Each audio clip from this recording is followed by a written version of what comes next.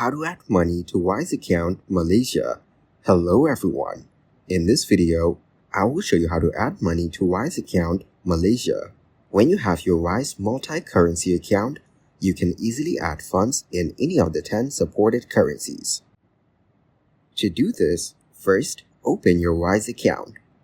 Next, tap the currency account you would like to add money to. Now click Add and enter the amount you want to add and the currency you would like to pay. After that, select how you would like to pay and click Continue to Pay.